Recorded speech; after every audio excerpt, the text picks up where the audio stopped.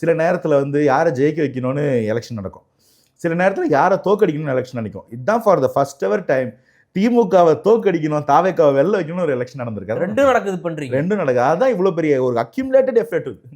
அது எல்லாத்தையும் ஒருங்கிணைச்ச ஒரு சக்தியா ஒரு செயல்பாடா இது நம்ம பார்க்கணும். இது எவ்வளவு பாசிட்டிவான ஒரு விஷயம். இந்த கட்சியெல்லாம் விட்டுருவோம், இந்த கட்சிக்காக வந்தாங்க அந்த கட்சிக்காக வந்தாங்கன்றதெல்லாம் விட, இன்னைக்கு வந்து ஒரு 18 வயசுலேருந்து 25 வயசுக்குள்ள இருக்கிறவன் என் ஓட்டு என் உரிமை அது வந்து ஒரு இம்பார்ட்டண்ட்டான விஷயம்ன்றதை ரியலைஸ் பண்ணுறதா ரொம்ப கஷ்டம் ஆக்சுவலாக. சீரியஸ்லி சில பேர் ரியலைஸ் பண்ணுவாங்க, இந்த லா படிக்கிற பசங்க அந்த மாதிரி யாராவது இருப்பாங்க. மற்றபடி இந்த இன்ஜினியரிங் பசங்களோ ஆர்ட்ஸ் பசங்க அவங்களுக்கு இன்ட்ரெஸ்ட் இருக்காது. நிறைய பேருக்கு, எல்லாரையும் சொல்லலை, பட் நிறைய பேருக்கு இன்ட்ரெஸ்ட் இருக்காது.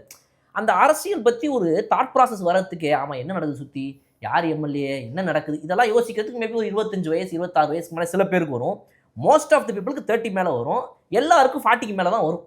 ஓ இவர் தான் எம்எல்ஏவா, இந்த 3 கட்சி தான் நிற்கிதா, இதுதான் இவங்களுடைய இதுவான்னு அதை தெரிஞ்சுக்க புரிஞ்சுக்க இன்ட்ரெஸ்ட் காட்டவே. ஆனால் இந்த தடவை பார்த்தோம்னா அவ்வளோ பேர் இன்ட்ரெஸ்ட் காட்டுறானுங்க, படிக்கிறாங்க, தெரிஞ்சுக்கிறாங்க.